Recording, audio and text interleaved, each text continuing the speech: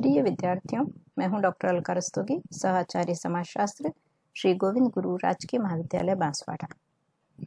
आज हम समाजीकरण के सिद्धांतों की चर्चा करेंगे, जिसमें कूले, मीड और फ्रायड के सिद्धांतों पर विचार किया जाएगा। समाजीकरण को आत्म या स्व के विकास के आधार पर समझने का प्रयास किया गया है। यहाँ आत्म कोई शारीरिक तत्व नहीं है, यह एक मानसिक तथ्य है। आप सभी जानते हैं कि स्व के विकास से ही व्यक्ति के व्यक्तित्व का विकास होता है। यहाँ स्व का अर्थ गर्व या घमंड नहीं है, बल्कि व्यक्ति का स्वयं के बारे में ज्ञान है, जो कि दूसरों के संपर्क एवं दूसरे व्यक्ति उसके बारे में क्या सोचते हैं से विकसित होता है।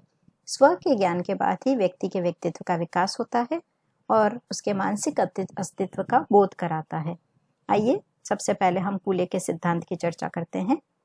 अमेरिकन समाजशास्त्री कूले ने अपनी पुस्तक human nature and the social order में अपने समाजीकरण संबंधी सिद्धांत को प्रस्तुत किया है। उनके सिद्धांत को आत्म दर्पण दर्शन सिद्धांत या लुकिंग ग्लास सेल्फ थ्योरी के नाम से जाना जाता है। कूले ने अपने सिद्धांत का प्रतिपादन व्यक्ति और समाज के संबंधों को स्पष्ट करने के संदर्भ में किया। यहाँ समाज व्यक्ति के लिए दर्पण का कार्य करता है। व्यक्ति उसमें अपनी छवि देखता है और समाज के लोग उसके बारे में क्या कहते हैं, इस आधार पर वह अपनी धारणा बनाता है। आप जानते हैं कि जिस प्रकार से हम आईना देखकर ये पता करते हैं कि हम किसी प्रकार के वस्त्र पहनकर, पोशाक पहनकर कैसे लगते हैं, बाल ठीक से संवारे हुए हैं या नहीं, मेकअप कैसा लग रहा है आदि, और फिर आईने में देख करके हम अपने आप को संवार लेते हैं। इसी प्रकार से बालक भी समाज रूपी आईने में अपने आप को देखता है। समाज के लोग उसके बारे में क्या कहते हैं, इस आधार पर वह अपनी राय बनाता है। हार्टन और हंट का मत है कि कूले ने लुकिंग ग्लास सेल्फ शब्द ठेकरे की वैनिटी फेयर नामक कृति से लिया है। संसार एक दर्पण है जो प्रत्येक व्यक्ति को उसका स्वयं का चेहरा परिवर्तित कर दिखाता रहता है। आइए 3 स्पष्ट बिंदुओं में हम कूले के आत्म दर्पण दर्शन प्रक्रिया को समझें। पहला बिंदु है, दूसरे लोग मेरे बारे में क्या सोचते हैं। दूसरा, दूसरे लोग जो मेरे बारे में सोचते हैं उस संबंध में मैं अपने बारे में क्या सोचता हूँ। और तीसरा बिंदु है, मैं अपने बारे में सोचकर स्वयं को कैसा मानता हूँ, यानी गर्व का अनुभव करता हूँ या ग्लानि का अनुभव करता हूँ। यहाँ रॉबर्ट बिरस्टेट ने कूले के सिद्धांत को बहुत खूबसूरत रूप से सारांश में प्रस्तुत किया है। आप उस वाक्य को बहुत ध्यान से सुनिए। मैं वह नहीं हूँ जो मैं सोचता हूँ, मैं वह भी नहीं हूँ जो आप मेरे बारे में सोचते हैं, मैं वह हूँ जो आप मेरे तथा मैं अपने बारे में सोचता हूँ। अर्थात दूसरों के साथ क्रिया करने पर ही व्यक्ति के स्व का निर्माण हो रहा है।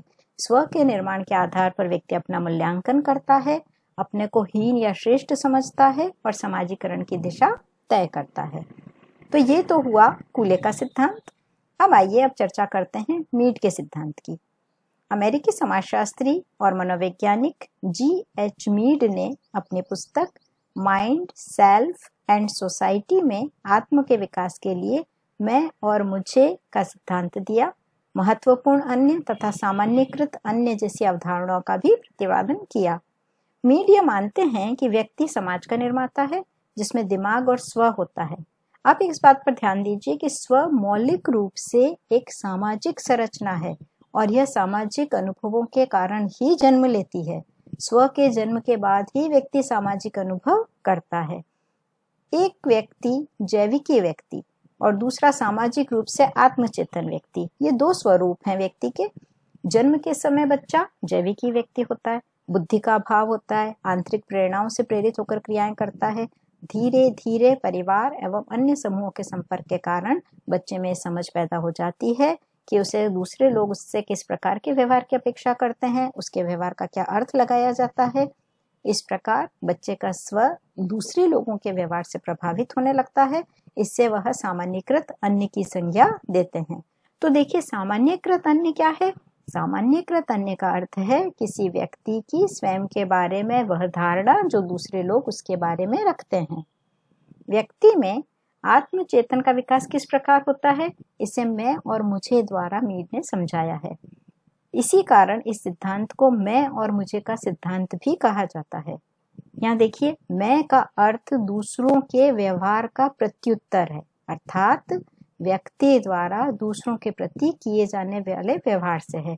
और मुझे का अर्थ है व्यक्ति द्वारा किए गए व्यवहार पर दूसरों की प्रतिक्रिया, जिसे व्यक्ति आंतरिकृत करता है। मैं और मुझे में अंतःक्रिया के कारण ही स्व का विकास होता है। सामान्यकृत अन्य क्या है? सामान्यकृत अन्य द्वितीयक समूह से संबंधित है। यह भूमिकाओं और दृष्टिकोणों के संग्रह का प्रतिनिधित्व करता है। अब आप देखिए, मीड के सिद्धांत को हम संक्षेप में किस प्रकार प्रकट कर सकते हैं। बिंदु 1, समाजीकरण का अर्थ व्यक्ति के आत्म के समुचित विकास से है। बिंदु 2, आत्म का विकास दूसरे लोगों के सामान्यकृत व्यवहार को अपने व्यवहार में समावेश करने से होता है। तीसरा बिंदु है, आत्म के विकास के बाद व्यक्ति जैविकीय प्राणी से सामाजिक रूप में चेतन के रूप में बदल जाता है। बिंदु 4, व्यक्ति का समाजीकरण उसी मात्रा में होता है जिस मात्रा में उसके सामाजिक व्यवहार उसके जैविकीय एवं संवेगात्मक व्यक्तित्व के प्रभाव को कम कर दें। और पांचवा बिंदु है, स्वयं में तथा अन्य व्यक्तियों में भेद करने की चेतना उत्पन्न होना ही आत्म का विकास है। तो इस प्रकार व्यक्ति अलग अलग तरीके की आदतें सीखता है और अपना समाजीकरण करता है। अब हम तीसरे सिद्धांत की ओर चलते हैं। तीसरा सिद्धांत है फ्रायड का सिद्धांत। इस सिद्धांत को समाजीकरण का मनोविश्लेषक सिद्धांत भी कहा जाता है। मनोवैज्ञानिक फ्रायड ने समाजीकरण के अपने सिद्धांत को मानसिक क्रियाओं के आधार पर समझाया, इसीलिए इसे समाजीकरण का मनोविश्लेषक सिद्धांत भी कह देते हैं। वे ये मानते हैं कि मानव का समस्त व्यवहार लिबिडो अर्थात काम प्रवृत्तियों से तय होता है। फ्रायड ने समाजीकृत आत्म की अवधारणा को चुनौती दी थी और कहा कि स्व एवं समाज में कोई तालमेल नहीं है। वह यह मानते हैं कि मानव व्यवहार का तार्किक पक्ष उसी प्रकार से है जिस प्रकार किसी समुद्र में हिमखंड का बाहरी भाग होता है। आप जानते हैं ना, हिमखंड का अधिकांश भाग पानी में रहता है और थोड़ा सा भाग ऊपर दिखाई देता है। उसी प्रकार मानव व्यवहार का अधिकांश भाग अदृश्य व अचेतन शक्तियों द्वारा संचालित होता है। फ्रायड ने इस स्व को इड, अहम और पराहम, जिसे हम अंग्रेजी में इड, ईगो और सुपर ईगो नामक 3 भागों में बांटा है। इड का तात्पर्य है मानव की मूल प्रवृत्तियां, प्रेरणाएं, असामाजिकृत इच्छाएं, स्वार्थों का योग। ईड के सामने नैतिक, अनैतिक, अच्छे बुरे का कोई प्रश्न नहीं होता है। इसमें व्यक्ति सिर्फ किसी न प्रकार से संतुष्ट होना चाहता है।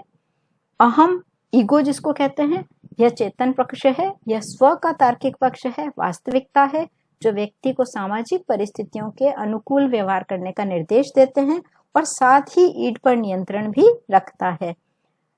अहम भी ईड के समान नैतिक, अनैतिक, प्रेम, घृणा किसी को महत्व नहीं देता, फिर भी यह अधिक व्यावहारिक है क्योंकि यह ईड को परिस्थितियों के अनुकूल होने पर ही अपनी इच्छा की पूर्ति की स्वीकृति देता है। अब देखिए सुपर ईगो क्या है, जिसे हम पराहम भी कहते हैं। सामाजिक मूल्यों एवं आदर्शों का सहयोग है जिसे व्यक्ति ने आत्मसात कर रखा है और जो उसकी अंतरात्मा का निर्माण करते हैं। यहाँ हम फ्रायड के सिद्धांत को एक उदाहरण से समझते हैं। मान लीजिए एक व्यक्ति है, भूखा है, उसे मिठाई खाने की इच्छा है। अब ये देखिए कि उसका भूखा होना, उसकी खाने की इच्छा ईड कहलाती है। अहम कहेगा कि मिठाई खानी है, भूख शांत करनी है तो मेहनत करो, पैसा कमाओ, बिना पैसे के मिठाई नहीं खा सकते, या फिर चोरी कर लो, चुपके से उठाकर खा लो। इस प्रकार से अहम और ईड सामाजिक परिस्थितियों में सामंजस्य स्थापित करने का प्रयत्न करते हैं, किंतु पराहम यानी सुपर ईगो व्यक्ति को कहेगा कि चोरी करना पाप है, अनैतिक है, सामाजिक मूल्यों के विपरीत है, ऐसा मत करो। इस प्रकार पराहम विवेक और सामाजिक मूल्यों को प्रकट करता है। यही व्यक्ति के समाजीकरण का प्रमुख आधार है। इसे एक और उदाहरण से भी आप समझ सकते हैं। ईड एक घोड़े के समान है जो किसी भी दिशा में भागना चाहता है। अहम घोड़े पर बैठे सवार की तरह है जो उसे दिशा बताता है। पराहम सड़क पर खड़े ट्रैफिक इंस्पेक्टर की तरह है जो सवार के त्रुटि करने पर उसे भी सही दिशा बताता है। इस प्रकार पराहम ईड और अहम दोनों पर नियंत्रण रखता है और उन्हें समाज के मूल्यों के अनुरूप आचरण करने का निर्देश देता है। फ्रायड का मानना है कि ईड और पराहम में हमेशा संघर्ष चलता रहता है। ईड और पराहम के इस अंतर्द्वंद से ही व्यक्ति का समाजीकरण होता है।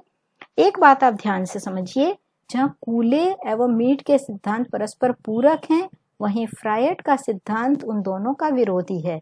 वह दोनों आत्म को सामाजिक अंतःक्रिया का परिणाम मानते हैं, किंतु फ्रायड इसे मानसिक क्रियाओं का परिणाम मानते हैं। इस प्रकार आप कूले, मीड और फ्रायड के समाजीकरण के सिद्धांतों का अध्ययन करें, इन्हें समझने का प्रयास करें। इसके प्रश्न होंगे, कूले का समाजीकरण का सिद्धांत समझाइए, मीड के समाजीकरण के सिद्धांत की व्याख्या कीजिए, या मैं और मुझे के सिद्धांत को विस्तार से समझाइए, और फ्रायड के समाजीकरण के सिद्धांत का उल्लेख कीजिए। धन्यवाद।